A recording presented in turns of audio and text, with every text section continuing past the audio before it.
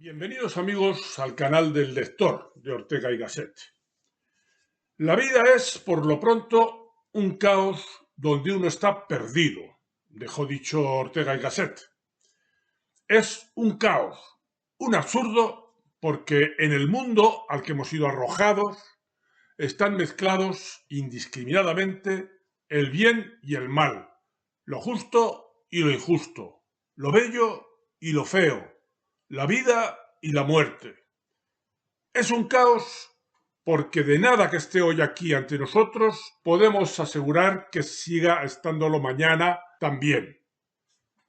Decía Heráclito, y decía bien, que todo fluye, que nada es lo suficientemente firme y estable como para que sobre ello podamos edificar un ser con garantías.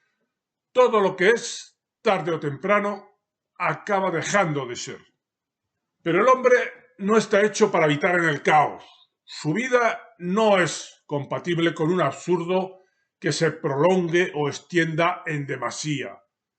Así que desde siempre se ha puesto la tarea de poner orden y sentido en las cosas. Para llevar a cabo esa tarea, los hombres inventamos primero el pensamiento mítico. Eran los tiempos de la magia, el primer instrumento de que dispusimos para intentar domesticar un mundo que a duras penas nos sostenía, porque efectivamente las inaprensibles dicotomías o paradojas en que estaba dividido ese mundo nos zarandeaban, y porque todo cambiaba o desaparecía sin cesar. Los primitivos chamanes propusieron que periódicamente había que regresar a la pureza de los orígenes y pusieron en marcha liturgias de reparación, de ritualizado y delirado, incluso alucinado, acceso periódico al mundo original, en el que supuestamente todo había sido ordenado, previsible, sujeto a norma. Tenía, en fin, una forma de ser única y reconocible. Todo en el hombre primitivo estaba regido por la ley del eterno retorno, que una y otra vez reparaba, purificaba el caos, devolviendo lo que había cometido el error de adentrarse en el transcurrir del tiempo, en la realidad, a la limpieza de los orígenes. Los antiguos griegos aportaron un nuevo elemento con el que tratar de regular el caos que reinaba entre las inconsistentes cosas y que hasta entonces había estado subordinado a los presupuestos del pensamiento mítico. Ese nuevo instrumento era la razón, el pensamiento abstracto. Gracias a esa nueva herramienta se hacía posible agrupar las cosas en conceptos o ideas, remitirlas a su naturaleza o ser genuino, haciendo que esas cosas se volvieran previsibles y que el mundo adquiriera estabilidad y orden. Si uno veía por primera vez una mesa concreta, sabía que era una mesa, porque contaba con la abstracción previa, con la idea de mesa. De esa forma, no estaba obligado a elaborar cada experiencia que tenía como si fuera la primera vez, porque contaba con ideas, con abstracciones que le permitían generalizar a partir de experiencias previas. Y si algo cambiaba, podía concluir que esos cambios afectaban solo a lo aparente, que por debajo de ello discurría la naturaleza de esa cosa, la cual sobrevivía a todos los cambios. El caos quedaba así domesticado. Pero esas generalizaciones que lleva a cabo la razón, que hacen pensar que hay una naturaleza que permanece debajo de lo que cambia, tenían y siguen teniendo trampa. No toda experiencia cabe en conceptos previos, en ideas generales, en domesticadoras abstracciones. Antístenes, el primer filósofo cínico de la historia, objetaba a Platón esa tendencia a generalizar, a remitirse a la naturaleza o la idea, al concepto de cada cosa, por lo cual había optado el fundador de la academia, Platón. Oh Platón, le decía Antístenes, El caballo sí lo veo, pero la equinidad no la veo. La equinidad, es decir, la abstracción, la idea general de caballo. En la actualidad, Nassim Nicolás Taleb, el creador de la teoría de los cisnes negros sobre los sucesos altamente improbables, ha puesto un ejemplo brillante e irrebatible sobre la inconveniencia de fiarse demasiado de las generalizaciones que hace la razón.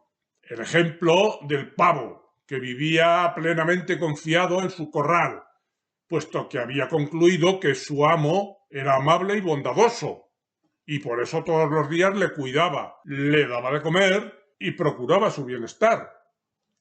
Durante el año en curso dispuso de muchos días para hacer una generalización suficientemente sustentada, al parecer, en esa reiterada experiencia. Sin embargo, la víspera del Día de Acción de Gracias apenas tuvo tiempo de reparar en que sus presupuestos, la generalización que había llevado a cabo, le había conducido a conclusiones tremendamente equivocadas. Ese aciago día pudo llegar a tener un perentorio y fugaz atisbo del error de sus generalizaciones, de la abstracta idea que tenía de un amo bueno y cariñoso, mientras éste le cortaba el gaznate para preparar con él la comida del día siguiente. La razón, los conceptos, la generalización, la naturaleza de las cosas, pues, resultan ser un instrumento insuficiente y a veces erróneo para conseguir instalarse en la sensación de que las cosas, el mundo, la vida, tienen sentido, consistencia, están orientados hacia un fin que habrá de resolver sus desajustes, sus insuficiencias, su futilidad.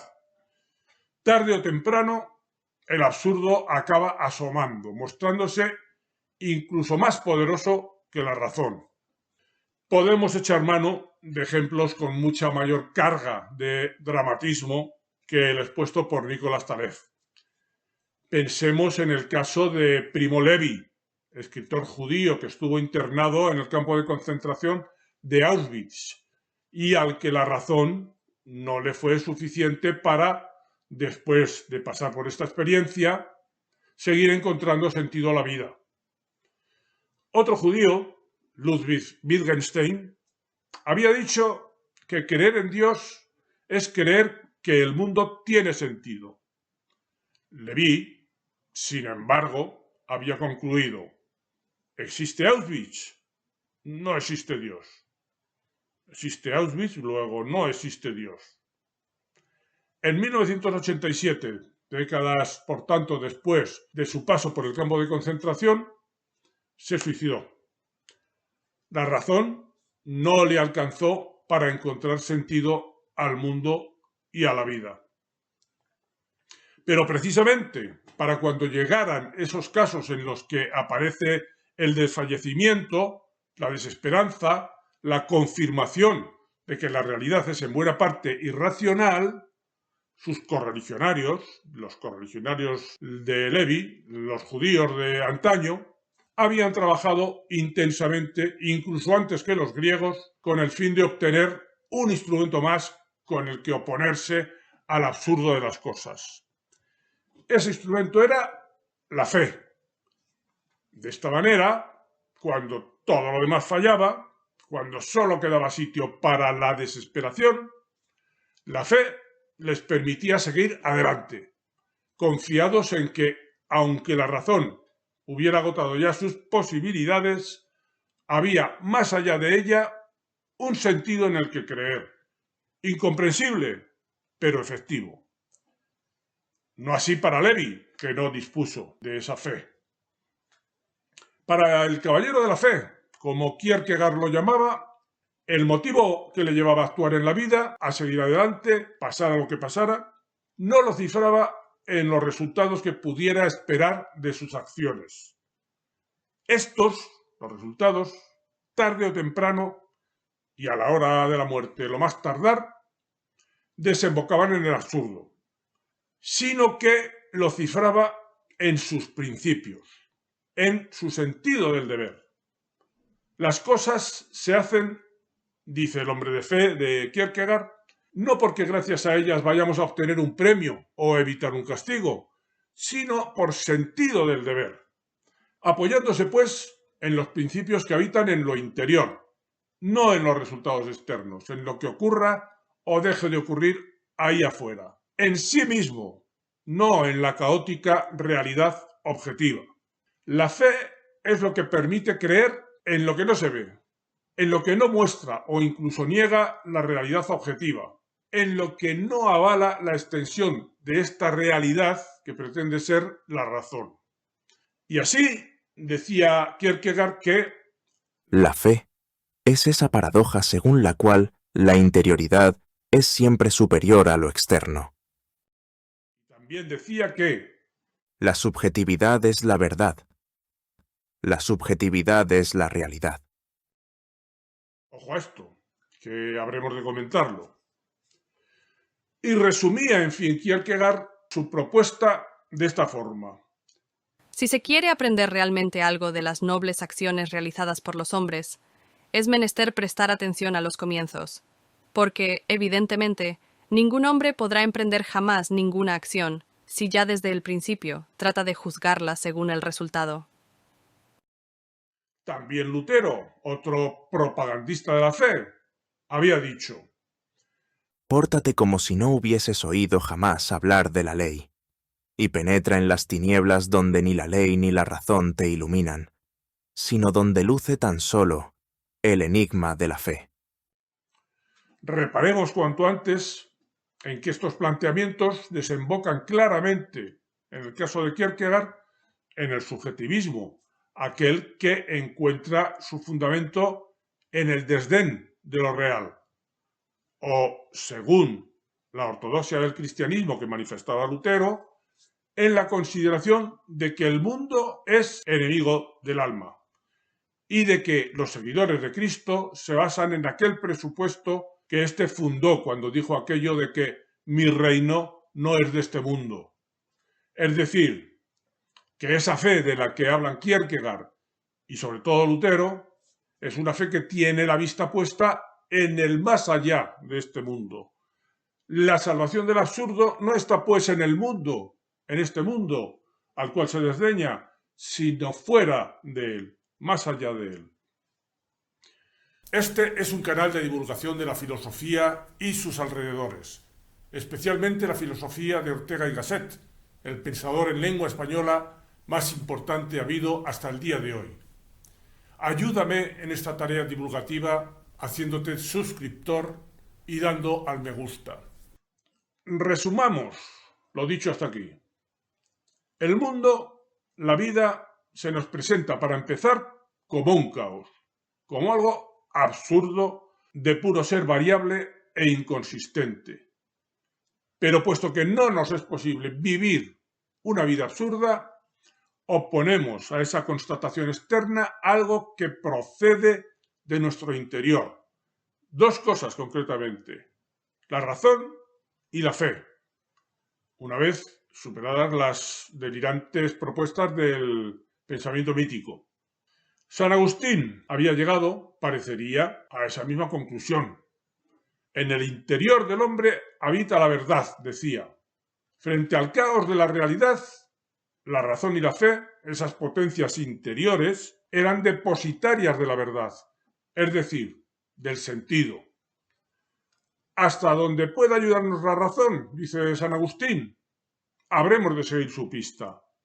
Y para cuando esa razón resulte insuficiente, seguiremos adelante en la vida empujados por la fe, por los principios, por el sentido del deber, que decía Kierkegaard.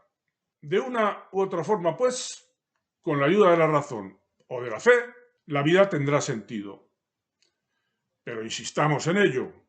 También para San Agustín, un cristiano y un protoidealista, la vida tiene sentido no en este mundo, sino en cuanto que referida al más allá de la muerte. Este mundo estaba definitivamente condenado a ser finalmente absurdo, no tenía remedio. Por eso, San Agustín recomendaba que, abro comillas, despreciando las cosas terrenas y humanas, debemos desear llamarlas divinas. cierro comillas, y en un imaginario diálogo con Dios concluía que la amistad de este mundo es adulterio contra ti. Cuando en el siglo XIII llegó Santo Tomás, la razón había adquirido preeminencia. Incluso el de Aquino concluyó que no había contradicción entre las verdades de la razón y las verdades de la fe. El espíritu del pavo de Taref se revolvía inquieto ante esas afirmaciones. Así que tuvo que llegar Guillermo de Ockham poco después a poner las cosas en su sitio. Las generalizaciones de la razón, vino diciendo, no existían, solo existían los individuos, las cosas concretas. Conceptos como el de bosque solo eran un invento de la mente, un flatum vocis, un soplo de voz, una simple palabra. Lo único realmente existente eran los árboles individuales. Dicho de otra forma, la realidad, desasistida de las generalizaciones que hace la razón, a partir de Ockham definitivamente desprestigiada, volvía a ser absurda. Pero, un momento, para Ockham seguía vigente la otra fuente de verdad, de esa verdad que habita en lo interior, la fe. La vida seguía teniendo sentido, aunque la razón hubiera quedado fuera de juego, aunque, como llegó a decir Lutero, un estricto seguidor de Ockham, la razón se hubiera convertido en la ramera del diablo. La vida seguía teniendo sentido, sí, pero de nuevo, sigamos advirtiéndolo, en cuanto que la remitiéramos a la vida extramundana. Este mundo seguía, pues, condenado a ser absurdo, absurdo sin remedio. Guillermo de Ockham fue un revolucionario, el auténtico heraldo del humanismo y del Renacimiento, que irrumpieron a raíz de esa traslación del individuo al primer plano. Y también enraizaron en él el empirismo y el experimentalismo, es decir, la atención a los hechos concretos, individualizados, más allá de los prejuicios y las verdades preestablecidas, de los flatum vocis. A partir de ahí fueron llegando el método científico, la revolución científica, la revolución tecnológica, la revolución industrial, es decir, que el escepticismo respecto de lo que proponen las verdades de la razón abstracta, ha sido, evidentemente, muy fecundo.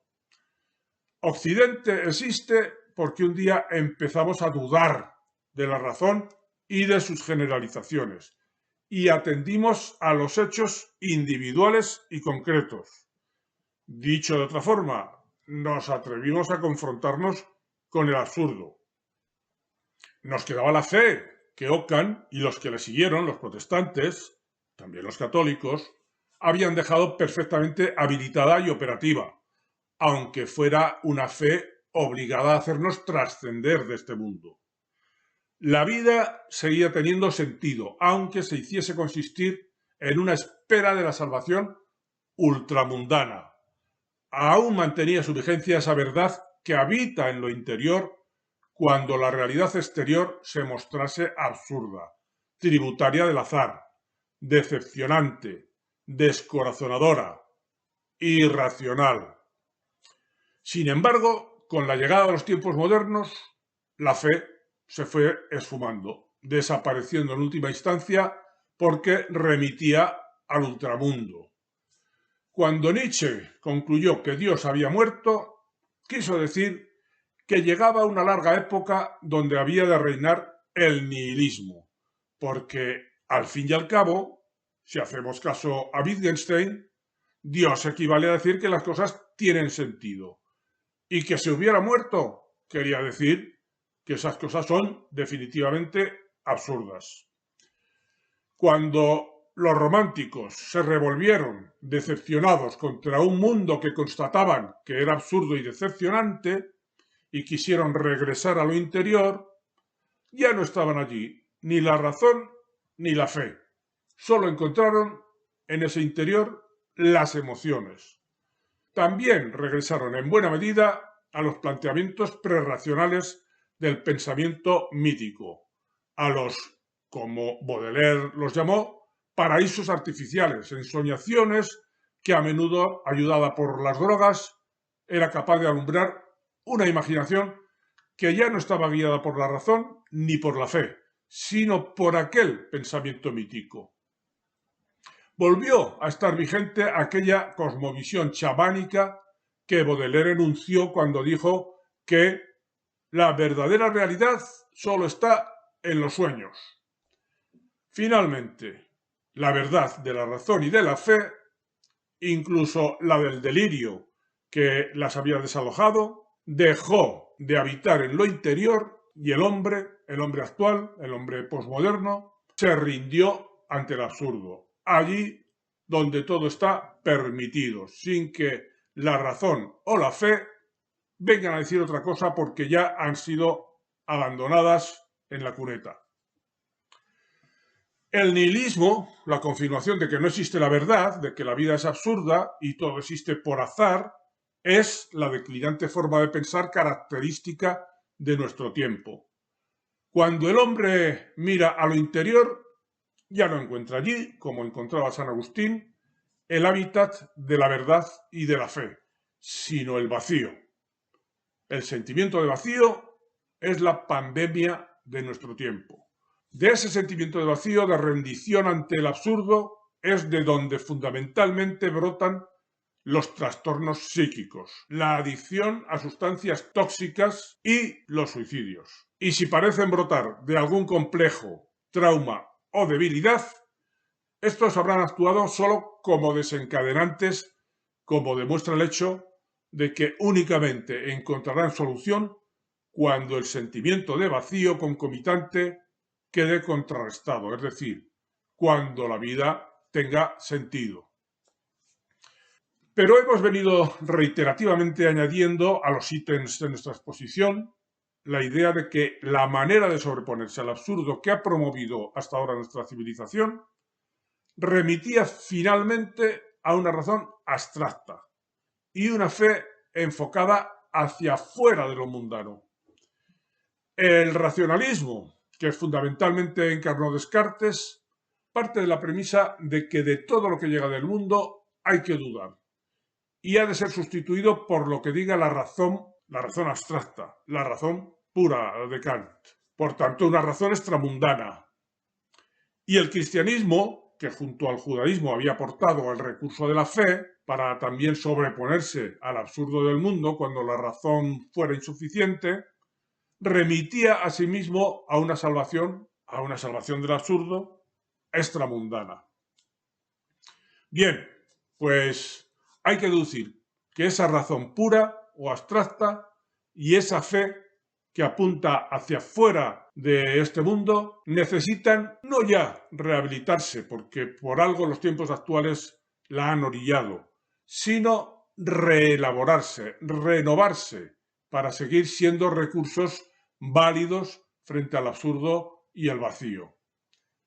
Precisamente frente a aquella razón abstracta del racionalismo, del idealismo, Ortega y Gasset ha venido a proponer una razón vital, para la cual el ser que haya de descubrir la razón no es un ser abstracto que habite en el platónico cielo de las ideas, sino un ir siendo a lo largo de la vida, de la mundana vida de cada cual.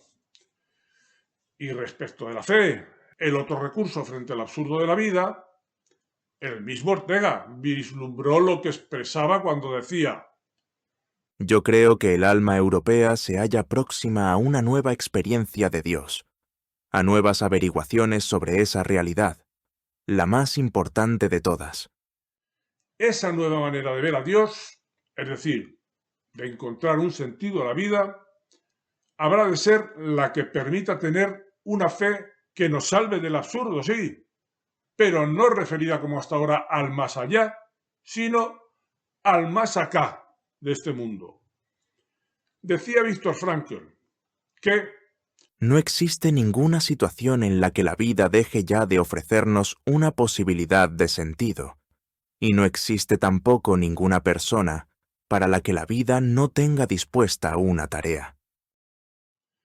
la vida, esta vida, y una tarea en esta vida, esa que Primo Levi constató en Auschwitz que era demostradamente absurda, pero que a través de esa tarea de la que hablaba Viktor Frankl, el cual, curiosamente, también había estado internado en Auschwitz, se convierte en una lucha contra el absurdo de este mundo y en este mundo. Esa fe, por ejemplo, dio como resultado que los campos de concentración nazis desaparecieron. Por tanto, una fe que llevó a una victoria frente al absurdo. Una fe que encontró su meta aquí, en este mundo, independientemente de que pueda estar también referida al más allá. Una fe en lo que no se veía, que no veían ni Frankl ni Primo Levi cuando estaban prisioneros en Auschwitz, y que era la posible desaparición del absurdo que Auschwitz suponía, que logró ser esa fe una potencia efectiva para superar ese absurdo, sin tener que proyectarse fuera de este mundo, sino convirtiéndose en tarea en favor del sentido dentro de este mundo. Bien, pues solo me queda pediros, amigos, que os suscribáis a este canal y deis la campanita si lo consideráis conveniente y no lo habéis hecho ya, así como que también, si os parece bien, me deis un me gusta al vídeo y os animéis a hacer algún comentario. Y nada más, hasta aquí el vídeo de hoy. Hasta el próximo vídeo, amigos.